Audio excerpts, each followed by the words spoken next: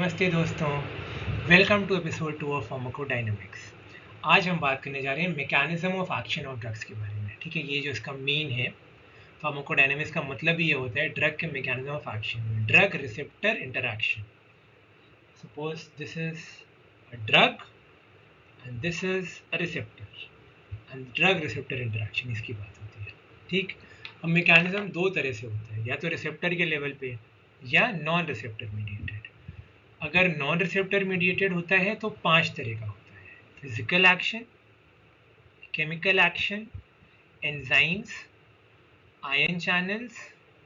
Please make sure कि आप ये डिफरेंस समझ लें आयन चैनल्स और आयन चैनल रिसेप्टर के बीच में है। I will explain it in detail. Enzymes, ion channels and transporters, ये सब है नॉन रिसेप्टर मीडिएटेड। 5, आपको याद होगा आमिर खान का एक कोका कोला का एडवर्टीजमेंट था, 5। ठीक है, उसमें कहते हैं बाप कितने, तो कहते हैं 5, कहते हैं नहीं 1, इसीलिए। ठीक, फिर रिसेप्टर मीडिएटेड, रिसेप्टर में 5 जी protein coupled receptors, very important, ion channel receptors, enzyme linked receptors, JAK-STAT, that is Janus kinase, signal transduction and activator of transcription, binding receptors, and आखिरी में न्यूक्लियर रिसेप्टर्स। ठीक, ऑब्वियसली बात है nuclear receptors nucleus से present होंगे। अब mechanism of drug action की बात करते हैं। सबसे पहले जो बल्क लैक्सेटिव जैसे इस्पागुला हस्क हम खाते हैं, कॉन्स्टिपेटेड पेशेंट्स को हम देते हैं, जिनको हार्ड स्टूल्स होते हैं, जिनको स्टूल पास करने में प्रॉब्लम होती है, तो they basically increase the bulk of the faecal mass. Bulk बढ़ाने से आराम से वो स्टूल निकल जाता है। आजकल ये बहुत ज़्यादा कॉमन प्रॉब्लम है because of our sedentary lifestyle, और हम लोग जो डेस्क जॉब्स करते रहते हैं, हम लोग टेबल पे बैठे रहते हैं, कम वॉक करते हैं, तो इसीलिए एक्सरसाइज इज अ मस्ट। तो वो काम करते हैं by physical activity. Activated charcoal, charcoal को जब स्टीम के थ्रू पास करते हैं तो उसकी पोरोसिटी बढ़ जाती है। पोरोसिटी की वजह से it adsorption is a surface phenomenon, surface पर इट एड्जॉर्ब्स द पॉइजन्स। ठीक, पॉइजनिंग में बहुत काम का है ये। फिर मैनिटॉल क्या है, बेसिकली ऑस्मोटिक डायूरेटिक। इसका मॉलिक्यूलर वेट बहुत ज़्यादा होता है, तो ये बहुत ज़्यादा यूरिन को इंक्रीज करता है। ठीक है, ठीक है, इट अट्रैक्ट्स जितना भी एडिमा होता है, सेरेब्रल एडिमा होता है, तो एडिमा के कंडीशन में देते हैं, ये सारे के सारे एडिमा को सक करके उसको यूरिन से निकाल देता है। फिर मैग्नीशियम सल्फेट, इन सब की ऑस्मोटिक एक्टिविटी, इनका इतना हाई मॉलिक्यूलर वेट है, सबको ये पुल कर लेते हैं, ऑस्मोटिक पुल।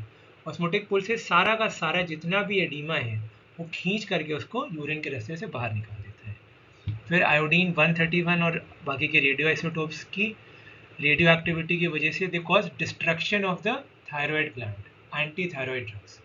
फिर antacids cause neutralisation of gastric hydrochloric acid, ये केमिकल प्रॉपर्टी होगी। ठीक है, सबसे इंपॉर्टेंट याद रखने का कॉन्सेप्ट है, कोई भी एंटासिड जैसे कि डाइजीन हुआ, ठीक है, जैसे डाइजीन है आप लोग देख रहे हैं, ठीक है, इट इज एन एंटासिड। सबसे important concept, antacids are never absorbed. इसको आपने ऐसे गटका, पेट में गया, पेट में जो एसिड है उसको न्यूट्रलाइज करके ये एक्सक्रीट आउट हो जाता है। It is never never never absorbed, कभी भी वो ब्लड के अंदर नहीं घुसता है। Please always remember this concept.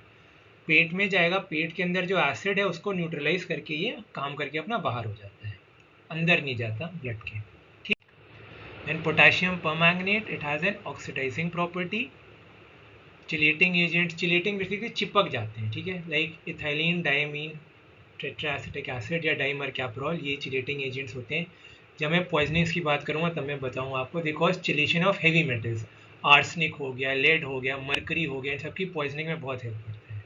Then cholestyramine, it is a hypolipidemic drug, blood में लिपिड के लेवल को कम करता है, causing sequestration of bile acids and cholesterol in the gut. ठीक है, बाइल एसिड और कोलेस्ट्रॉल इंटेस्टीन में भर के इंटेस्टीन से बाहर निकाल देते हैं। ठीक है, बुला लेते हैं, आ जाओ आ जाओ, बाइल एसिड्स कोलेस्ट्रॉल आप लोग आ जाओ, आपको मैं बाहर करने जा रहा हूँ। ठीक है, ये कैसे करता है मैकेनिज्म बाद में डिटेल में डिस्कस करेंगे। मेसना बहुत इंपॉर्टेंट रखें, cyclophosphamide is highly toxic to the urinary bladder. ठीक है, तो उसका जो vesicotoxic, vesico is related to the bladder, जैसे superior vesical artery, inferior vesical artery. ठीक है, सो जो उसका रिएक्टिव मेटाबोलाइट होता है cyclophosphamide which is toxic to the bladder, उसको वो स्कैवेंज करके हेल्प करता है ताकि टॉक्सिसिटी उसकी मिनिमाइज हो सके। So this has, we have basically discussed physical and chemical properties. Now, majority of drugs produce their effects by interacting with a discrete target biomolecule, which is usually a protein. Such mechanism confers selectivity of action to the drug. Functional proteins को 4 category में divide करते हैं, which are the targets of drug action, are grouped into 4 major categories. पहला enzymes. अभी हम बात कर रहे हैं, सब कुछ ये हो रहा है नॉन रिसेप्टर लेवल पे, ठीक है. All this is taking place at a non receptor level. Receptors की बात एकदम एंड में होगी. एंजाइम्स, आयन चैनल्स, ट्रांसपोर्टर्स, ठीक है. और रिसेप्टर की बात जब हम करेंगे तब हम रिसेप्टर्स सारे जी प्रोटीन और वो सब डिस्कस करेंगे. बट अभी आप लोग ये समझो कि functional proteins are the targets of drug action, और इनको 4 कैटेगरीज में डिवाइड करते हैं: enzymes, ion channels, transporters and receptors. This brings us to an end of this episode. I hope आपको फिजिकल एंड केमिकल प्रॉपर्टीज समझ में आ गई हैं. बाकी एंजाइम्स, आयन चैनल सबकी बात बाद में करेंगे. तब तक के लिए this is Karun Kumar signing off. Bye bye.